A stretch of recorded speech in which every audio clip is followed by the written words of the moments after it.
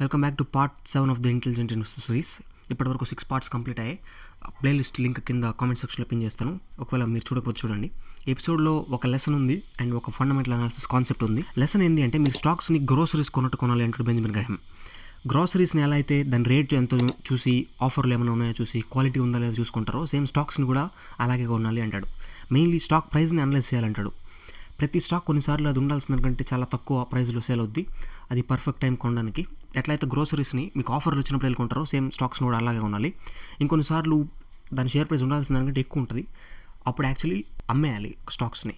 ఎవరైతే స్టాక్ ప్రైస్ని చూడకుండా కొనేస్తారో, అంటే మరీ ఎక్కువ ప్రైస్ ఉన్నా కూడా చూడకుండా కొనేస్తారో, వాళ్ళకి భయంకరమైన లాసెస్ వచ్చాయని చెప్తారు Benjamin Graham. So stock price over వాల్యూడా కాదా అనేది చూడకుండా కొనకూడదు.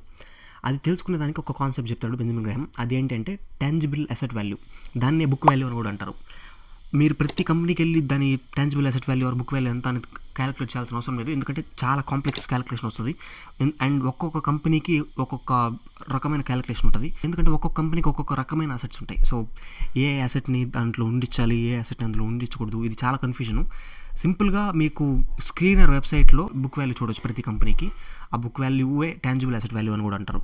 టాంజిబుల్ అసెట్ వాల్యూ అంటే ఏంటి అంటే, ఆ కంపెనీకి ఉండే లయబిలిటీస్ అన్ని తీసేస్తే, అంటే ఆ కంపెనీకి ఉండే అప్పులు ఇలాంటివన్నీ తీసేసి, ఆ కంపెనీ దగ్గర ఎంత డబ్బులు విలువ చేసే ఆస్తులు ఉన్నాయి, దాన్ని టాంజిబుల్ అసెట్ వాల్యూ అంటారు. ఆ కంపెనీకి ఉండే building or factory, land or real estate, machinery or equipment, ఇవన్నీ ఎంత విలువ చేస్తాయి, ప్లస్ ఎంత క్యాష్ ఉంది ఆ కంపెనీ దగ్గర, ఆర్ రావాల్సిన డబ్బులు ఏమన్నా ఉంటే అవి కూడా ఇవన్నీ యాడ్ చేయాలి. అండ్ అప్పులు ఏమైనా ఉంటే అవన్నీ తీసేసేయాలి. అప్పుడు ఏదైతే వాల్యూ వస్తుందో దాన్ని టాంజిబుల్ అసెట్ వాల్యూ అంటారు. టాంజిబుల్ అంటే ఫిజికల్, అసెట్ అంటే anything that gives you money, anything that has a monetary value, దాన్ని అసెట్ అంటారు. వాల్యూ అంటే what is the total output value. So for example, మీ కంపెనీ బిల్డింగ్, మిషనరీ, ల్యాండ్ ఇలాంటివన్నీ అమ్మేస్తే ఒక 1 crore వస్తుంది అనుకోండి. అండ్ మీ దగ్గర ఒక 1 crore క్యాష్ ఉంది అనుకోండి, డబ్బులు. సో మొత్తం మీద 2 crores అసెట్స్ ఉన్నాయి. బట్ ఇమాజిన్ మీకు ఒక 50 lakhs అప్పు ఉంది అనుకోండి. So 50 lakhs liabilities. Tangible asset value ఎంత అంటే 2 crore minus 50 lakh is 1 crore 50 lakh. ఇప్పుడు 1 crore 50 lakhని మొత్తం పబ్లిక్గా ఎన్ని షేర్స్ ఉన్నాయో వాటితో డివైడ్ చేస్తే బుక్ వాల్యూ పర్ షేర్ వస్తుంది, అంటే tangible asset value per share. For example 5 lakh shares పబ్లిక్గా ట్రేడ్ అవుతున్నాయి అనుకోండి. 1 crore 50 lakh ఇది tangible asset value of the company divided by 5 lakh shares out standing. మీకు బుక్ వాల్యూ పర్ షేర్ 30 వస్తుంది. మీరు ఇది ప్రతి కంపెనీ క్యాలిక్యులేట్ చేయాల్సిన అవసరం లేదు. ఇందాక చెప్పినట్టే స్క్రీన్ వెబ్సైట్లో ఉంటుంది బుక్ వాల్యూ పర్ షేర్ ఎంత అనేది. ఇప్పుడు దాని book value per share or tangible asset value per share 30 వచ్చింది. ఇప్పుడు బెంజమిన్ గ్రాహం ఏం చెప్తాడంటే, ఒకవేళ దాని షేర్ ప్రైస్ కనుక 100, 200, 300 కనుకుంటే అది రిస్క్ మీరు ఖచ్చితంగా బాగా అనలైజ్ చేసుకోవాలి అని చెప్తాడు. అదే కనుక 30 కంటే మరీ ఎక్కువ లేకుండా 40, 50 ఉంటే ఖచ్చితంగా ఆ స్టాకు మీకు రిస్క్ అయితే ఉండదు, సేఫ్ అని చెప్తారనమాట. బట్ మీరు చూస్తే చాలా కంపెనీస్, మంచి కంపెనీస్కి, ఫర్ ఎగ్జాంపుల్ రిలయన్స్ ఇలాంటి కంపెనీస్కి బుక్ వాల్యూ పర్ షేర్ ఉన్నదానికంటే దాని షేర్ ప్రైస్ బుక్ వాల్యూ కంటే డబుల్ ఉంటుంది. కొన్ని కంపెనీస్కి త్రిబుల్ ఉంటుంది. ఇప్పుడు ఇన్ఫోసిస్ ఇలాంటి కంపెనీస్కి ఇంకా ఎక్కువ ఉంటుంది.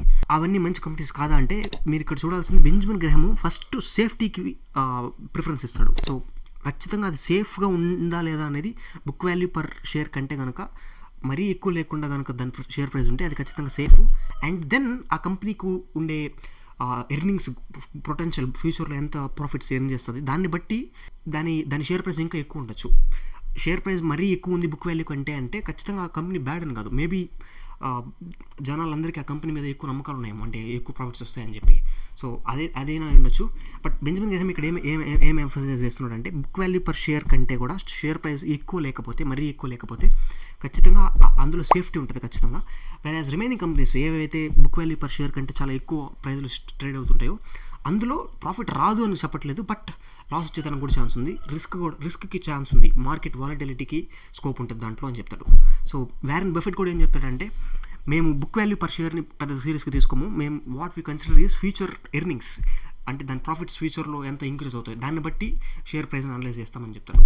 బట్ బెంజమిన్ గ్రాహం ఎంఫసైజ్ చేసేది ఏంటంటే, బెంజమిన్ గ్రాహం ఈ పర్టికులర్ ఎగ్జాంపుల్లో కన్జర్వేటివ్ ఇన్వెస్టింగ్, అంటే డిఫెన్సివ్ ఇన్వెస్టింగ్, అంటే మరీ ఎక్కువ ప్రాఫిట్స్ కాకుండా మనకు ఫిక్స్డ్ డిపాజిట్ కంటే ఎక్కువ మంచి రిటర్న్, ఖచ్చితంగా safety without any risk of loss, అది లేకుండా చేయాలంటే బుక్ వాల్యూ పర్ షేర్ కంటే షేర్ ప్రైస్ మరీ ఎక్కువ ఉండకూడదు, అది చూడాలి అని చెప్తాడు.